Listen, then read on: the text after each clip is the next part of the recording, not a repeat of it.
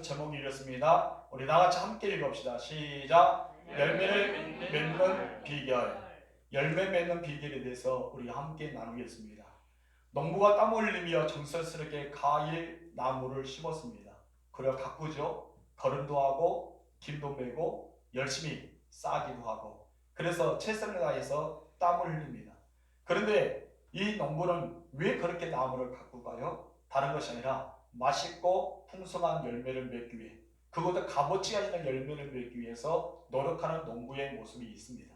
이런 사실에 대해서 예수님께서는 포도원 나무, 이 포도나무의 비유를 통해서 우리에게 농부이신 하나님의 마음과 또 나무이신 예수님과 가지 있는 우리에 대해서 비유하면서 지난주부터 함께 우리가 나누어 보았습니다. 여기서는 나무에 대한 필수의 요건이 두 가지가 있어야 되는데, 그 중에 첫 번째, 지난주 우리가 배웠던 거 복수해 볼까요? 자, 다 같이 첫 번째 읽읍시다. 시작. 나무에 반드시 붙어 있어야 한다는 것입니다. 맞습니다. 나무에 반드시 붙어 있어야 된다. 무엇이? 가지가 나무에서 떠나면 아무것도 할 수 없습니다. 붙어 있어야지만 생명력이 있고 또 열매가 맺을 수가 있는 거예요. 그렇기 때문에 가지는 항상 어디에 붙어 있어야 된다? 나무에 붙어야 된다.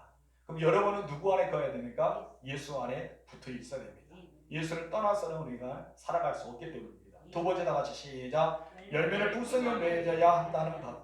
그래요. 우리는 가지가 그냥 가지 역할만 하는 것이 아니라 그 가지는 잎도 풍성하고 열매도 풍성히 맺어야 됩니다.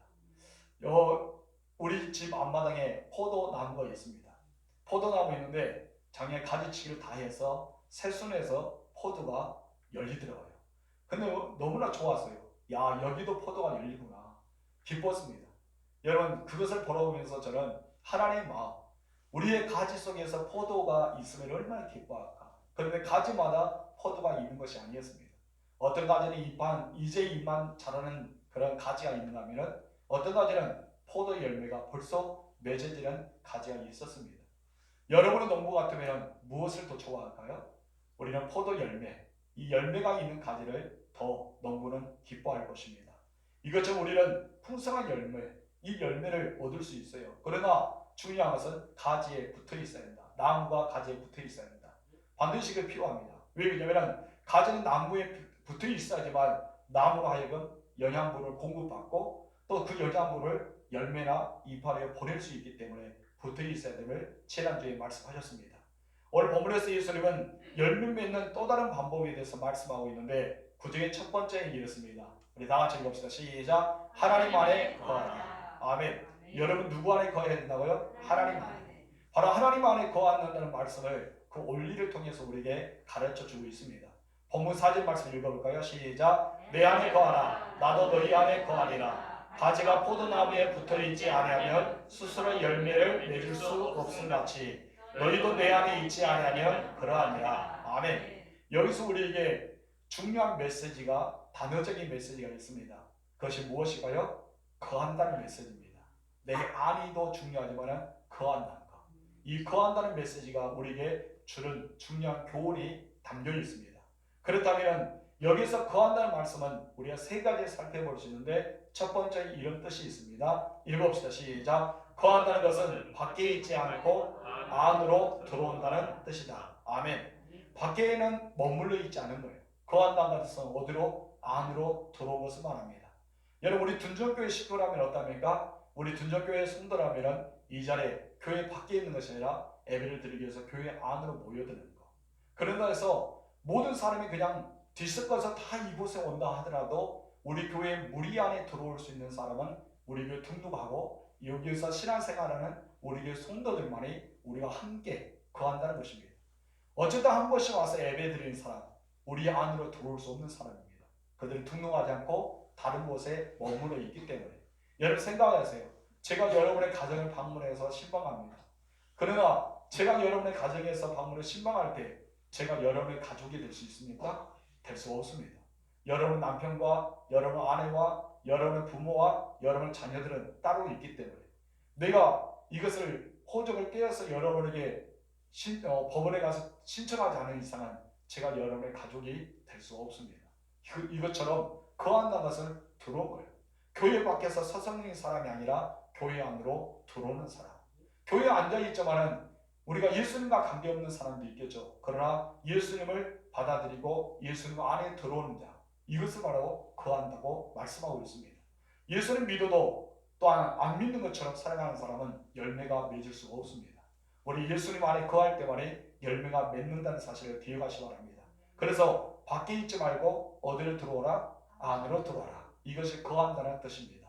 두 번째 뜻은 이렇습니다. 다 같이 읽읍시다. 시작. 거한다는 것은 관계를 맺는다는 뜻이다. 어떤 뜻이 있어요? 관계를 맺는다. 거한다는 것은 관계를 맺는데 누구와 관계를 맺습니까? 예수님과 나와 관계, 하나님과 나와 관계, 저와 여러분의 관계를 맺는 것처럼 우리는 관계를 맺는 거예요. 여러분, 이 관계는 너무나 중요합니다. 가족과의 관계도 있고, 여러분 직장에서 동료의 관계도 있고, 성도들의 관계도 있고, 이런 관계가 있는 것처럼 서로 간에 그 안에 머무는 사람이 관계적인 것을 머물 수 있습니다. 예수를 믿는다는 것은 무엇일까요? 예수를 구절 영접해서 구원 핵심 가지고 하나님의 나라를 바라보며 살아가는 것도 있지만은 예수를 믿는다는 것은 예수님과 관계를 맺는 것을 말합니다. 어떤 것을 말한다고요? 예수님과 나와 관계를 맺는 것. 이것을 새끼손가락 약속이라 하죠. 그래서 예수님과 나 사이에 약속한 것. 다시 말해 내가 예수님을 믿고 관계를 맺는 것을 말합니다. 그리고 관계를 맺음으로써만 끝난 것이 아니라 의사소통이 가능한 것. 다시 말해서 서로 간에 나의 주님, 나의 구세주, 나의 친구, 나의 주님이라고 고백할 수 있는 의사소통이 가능한 것이 관계라고 합니다. 만약에 서로 간에 같은 공간에 거한다 하더라도 관계가 없으며 형성이 되지 않습니다. 같은 공간에 들어와서 서로 간 관계가 형성이 될 때만이 우리가 거한다는 말을 할 수가 있는 것입니다. 세 번째 거한다는 것은 이런 뜻이 있습니다. 다 같이 읽읍시다. 시작. 거한다는 것은 함께라는 의미를 갖고 있다. 아멘. 예수님은 이렇게 말합니다. 내 안에 거하라. 나도 너희 안에 거한다. 이것은 함께라는 것이죠. 그냥 예수님께서 무작정 너희 안에 거하겠다라고 일방통행을 하지 않았습니다. 예수님은 언제나 양방을 가리킵니다. 여러분 하나님께 기도를 드리잖아요. 하나님께 기도를 때 몇 프로의 기도를 드려야지 하나님께서 응답을 하실까요? 우리는 내가 할 수 있는 최선을 다해서 100%의 기도를 하나님께 드려야 됩니다. 그런데 하나님께서도 100%의 은혜를 내게 주셔야지만 200%가 됐을 때 기도가 응답된다고 말합니다. 축복받는 비밀들이죠. 내가 하나님께 최선을 다해서 100%를 헌신하고 고백할 때 하나님께서도 나에게 100%의 은혜를 내려줘서 200%가 될 때 그것이 응답된다는 그런 은혜가 있습니다. 이것처럼 내 안에 거하라. 그럼 나도 너희 안에 거하겠다. 함께라는 의미가 있다는 것이죠. 일방통행이 아니라 양방으로.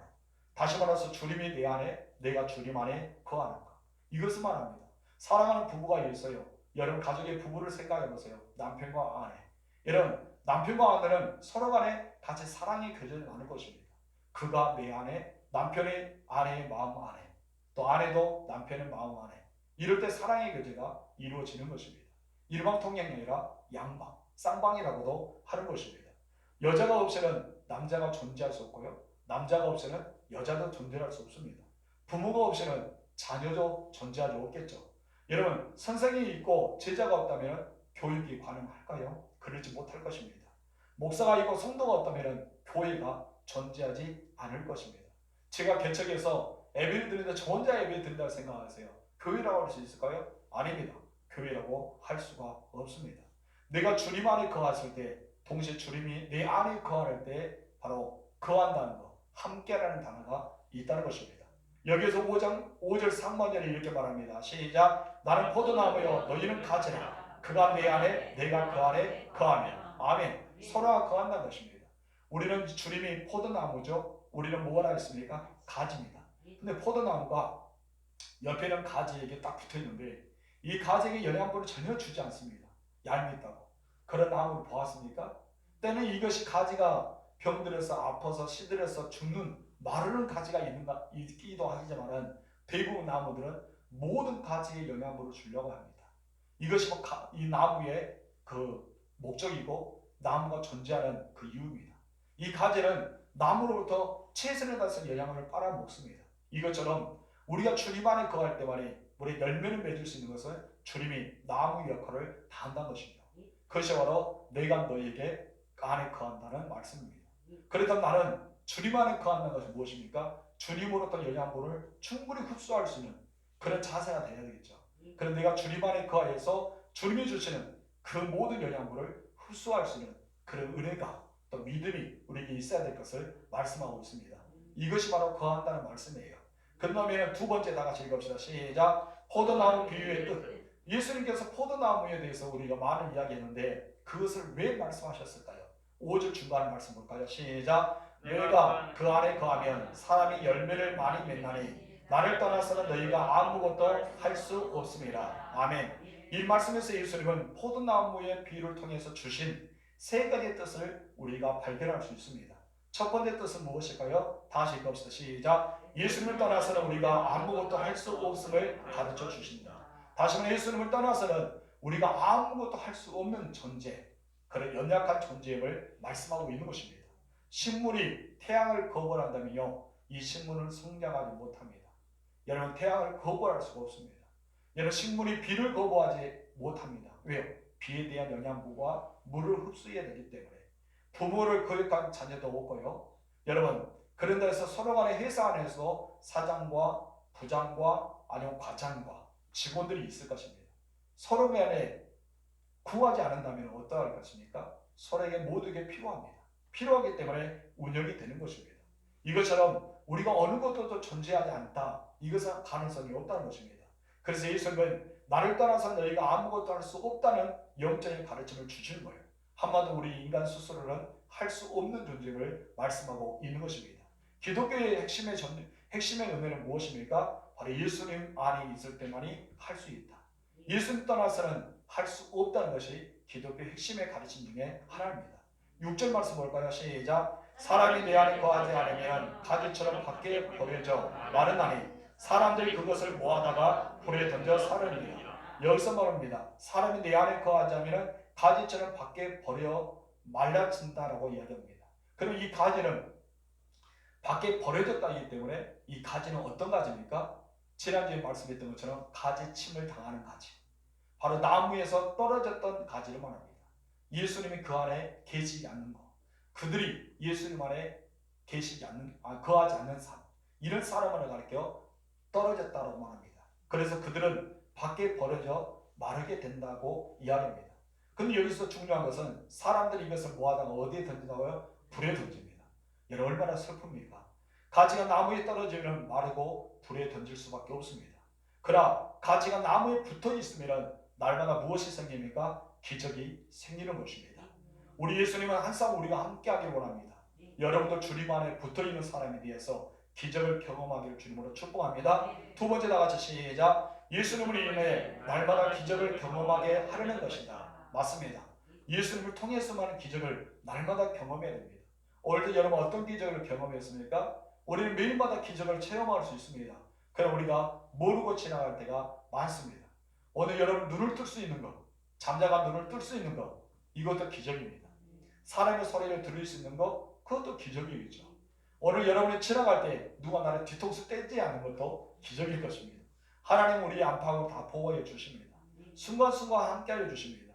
그렇기 때문에 우리는 주님 안에 거할 때 많은 기적들을 체험할 수 있을 겁니다. 7절 말씀 다 같이 시작. 너희가 내 안에 거하고 내 말이 너희 안에 거하면 무엇이든 원하는 대로 구하라. 그리하면 이루리라. 여러분, 나는 이 자체는, 우리의 이 자체는 기적을 일으키는 주체가 아닙니다.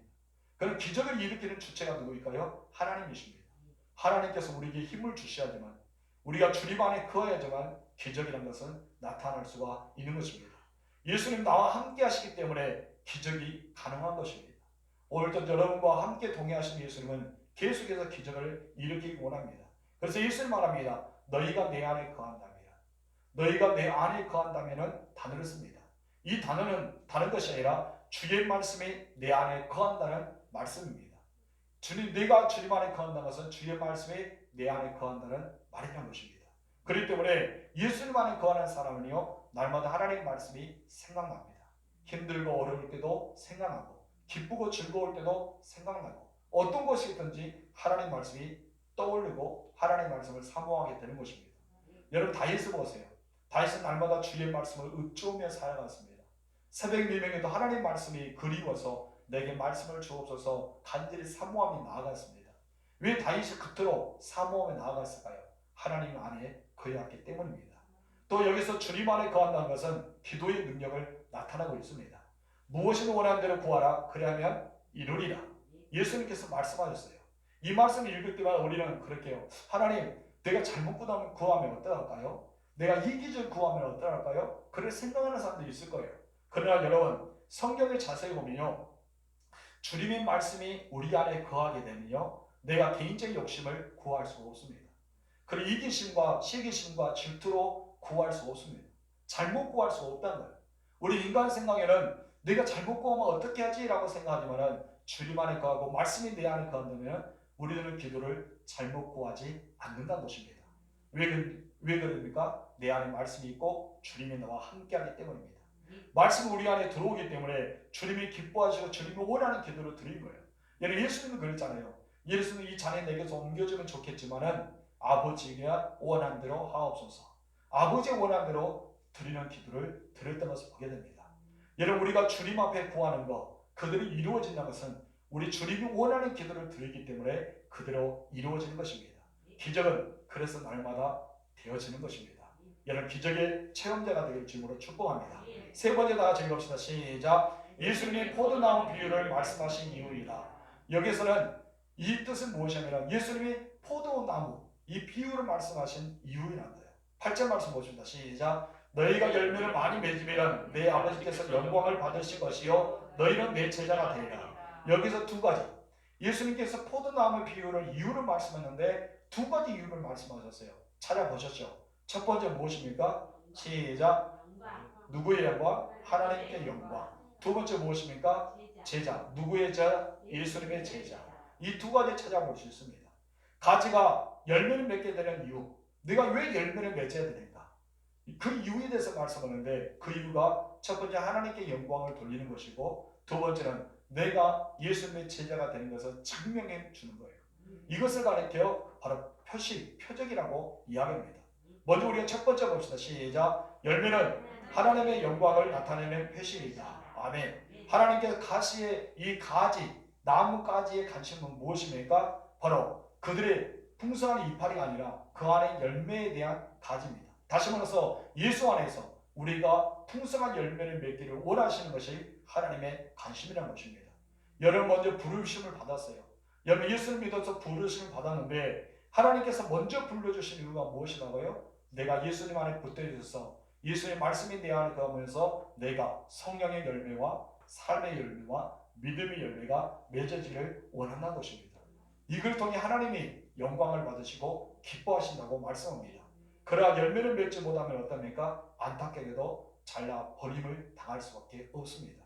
여러분, 열매를 맺어서 하나님께 영광을 드리는 여러분 되실 주님으로 축복합니다. 또 다른 열매가 있습니다. 자, 우리 다 같이 읽읍시다. 시작. 또 우리가 열매를 맺으면 예수 그리스도의 제자라는 표시이다. 아멘. 여러분이 열매를 맺으면 누가 된다고요? 예수님의 제자가 됩니다. 8절 다시 읽어봅시다. 시작. 너희가 열매 많이 맺으면 내 아버지께서 영광을 받으실 것이요 너희는 내 제자가 되리라. 아멘. 우리가 예수님 안에 거해야 되는 이유, 바로 예수님의 제자가 된 것을 나타내는 것입니다. 어떻게 예수님의 제자가 우리에게 보일 수 있는가? 열매입니다. 여러분의 열매를 통해서 예수는 그 제자라는 단어를 쓰고 있습니다. 여러분 예수 안에 거하시는 사람이 되십시오. 여러분 안에 예수님의 거하는 사람이 되실 줄로 축복합니다. 우리는 항상 열매를 맺으면서 예수님의 제자답게 살아가야 할 줄 믿습니다. 그러기 위해서는 하나님께서 내게 원하는 것을 하실 수 있도록 내 자신을 드려야 됩니다. 여러분, 하나님은 나의 잘못된 가지를 치십니다. 그 잘못된 습관을 치시고 잘못된 성품, 거품들, 사고방식, 명예와 권력, 다시 말해 하나님께 가지로서 쓰임받지 못한 그런 잘못된 것을 잘라놓으십니다. 근데 우리는 감사함으로 깨어있어야 할 줄 믿습니다. 성도 여러분, 하나님이 여러분들을 깨끗하고 더 이파리도 풍성하고 열매도 풍성한 그런 가지 역할을 하기를 원하십니다. 하나님께 내용 맡기면서 그런 열매를 맺어가는 여러분 되실 줄로 축복합니다. 기도하겠습니다. 참 좋으신 나의 하나님 아버지,